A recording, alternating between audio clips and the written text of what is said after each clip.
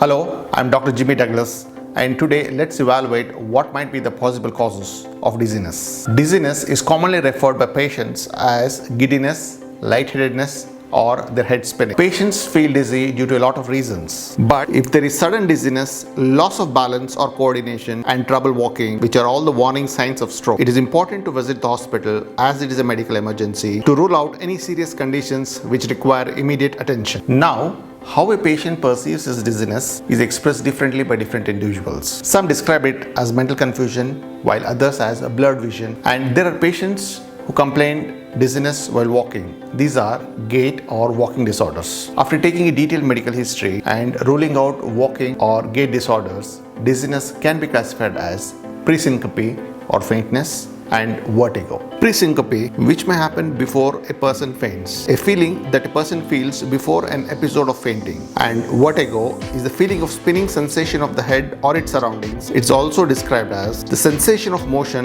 when there is no motion, or when there is a small movement, the feeling of an exaggerated sense of motion in response to that small movement. It may be accompanied by nausea or vomit. To maintain a steady balance, three systems come into play: vestibular system, which is in the inner ear, the eyes, and somatosensory system. The inner ear, the eyes, along with the somatosensory system, like the joints and the muscle, send signals to the brain to keep the posture steady. These three act in sync and help each other to keep the person upright and steady at rest and in motion. If one is lacking, then the other compensates. And as we age, these systems find it difficult to compensate each other. So which doctor treats dizziness? You would consult a neurologist or an otorhinolaryngologist, commonly called as the ENT doctor, or your family physician, and they will guide you to any cross-reference to any medical specialty if required. Now, to know the cause of dizziness, which is a symptom, there has to be differentiation between the central cause of vertigo and the peripheral cause of vertigo. In central cause, brain is involved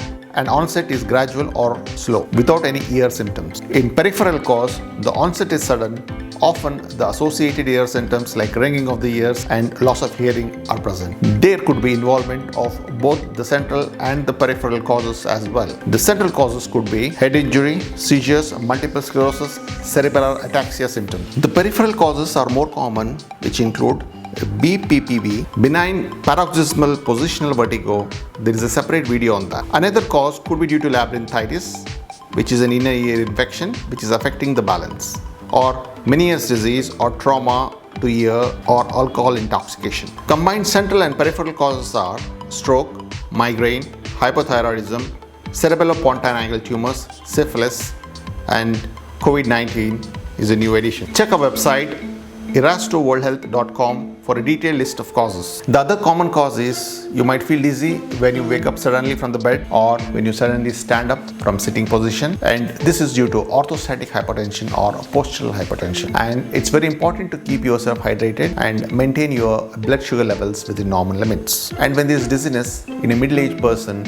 when they change the position of their head, either while rolling over in the bed or when they are looking downwards or upward, then it will lead us to benign paroxysmal positional vertigo. Other causes could be migraine headache in women, or if you have an ear infection, or if you are pregnant, or due to low blood sugar or low blood pressure, or due to some medications which you might be taking. Dizziness is also associated with heart conditions like tachybrady syndrome, where there is a node in the heart which triggers the neural impulses for the heart to contract is defective. Other probable causes could be anemia, allergies. So these lab investigations are indicated in patients with persistent vertigo or when CNS disease is suspected. There is a tendency for the diagnosis to be missed.